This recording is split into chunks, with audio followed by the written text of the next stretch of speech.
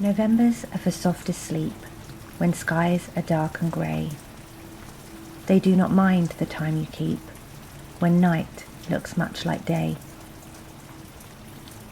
They do not mind the rain that falls so warmly down your cheek. Rest easy now, is what they'd say, if months knew how to speak. Alice Nightingale.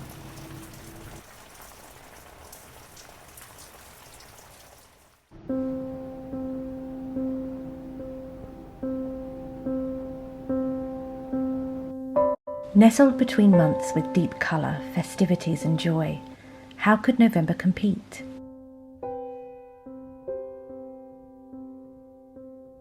The storms come rolling in full force, rain battering against the windows of our old house and the apple trees swaying in despair. The garden saturated and impossible to navigate, the skies moody and unforgiving. Floorboards creaking more than usual as the heating joins us once more. And our Victorian home, full of light and hope, are dark and ghostly, even before the night comes at 4. Even though it's positively gloomy, there's something charming and nostalgic about quiet moments and dark corners before the hustle and the bustle of December knocks at our door. My home is my space for beauty and joy. That's why I share our journey of renovations, decorations and more. Of all the ways I like to celebrate, navigate life and rest here. Every season, every month and sometimes weeks are punctuated with routines, rituals and simple enjoyment. I am constantly inspired by my favourite magazine, The Simple Things, and their simple checklist of things to do to embrace that month. I think I like it because that's exactly how I think about life in our home. I think about adding glimmers of fun and frivolities, regardless of whether there is anything to celebrate. It makes home life cosy, comfortable, and ours. And so, my list is born. 3 moments, maybe more, for us to create for ourselves, to romanticize our home life, even on the gloomiest of days, and embrace the joys and stumblings each month bestows upon us.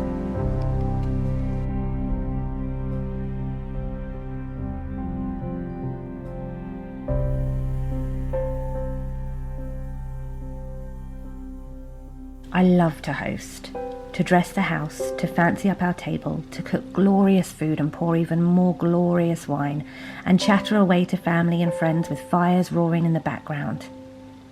But autumn has been busy up until now. Home decor updates, days out picking pumpkins, apples and more, the outside bursting with orange pumpkins and leaves, bowls of sweets waiting impatiently for Halloween.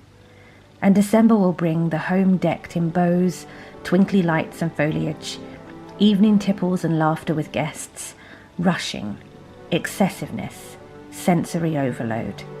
Just as the poem said, rest easy now. November is a time to take quiet moments to restore before the finale.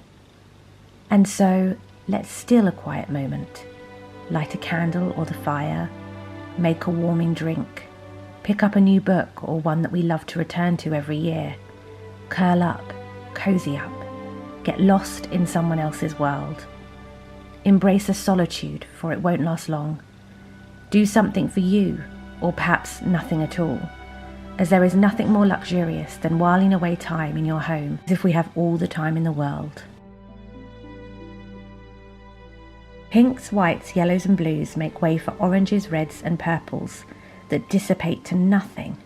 Starkness, bare, tangled wood, colourless. From our dining room window, I look out across the garden that is changing every day, little by little losing more and more of its personality. Most of the decorations have been packed away. Halloween gone, some remnants of autumn, but too early for Christmas. Create future joy. Let's get outside, or bring the outside in if the weather is disgusting. Find a pretty bowl, pot or antique soup tureen if we're feeling really fancy. Layer in the compost, nestle some bulbs, mine a muscari. Add moss, If you can find some out there that isn't bedraggled by rain, that is. Place in the centre of our table, on the mantelpiece, or wherever we can quietly watch and wait.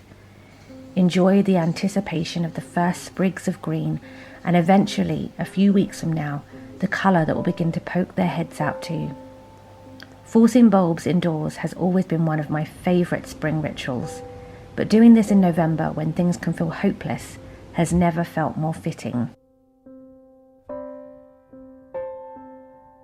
Sundays can mark the end of a week, the finale before we all start over again.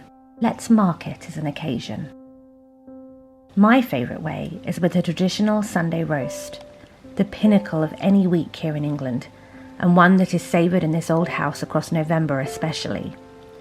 A great time to test Christmas recipes, new stuffing ideas, pigs in blankets for James, and perfecting the ultimate gravy. Light candles, warm custard, make crumble, dress the table as if guests are moments away, open a bottle of red, decant, let it breathe, then pour.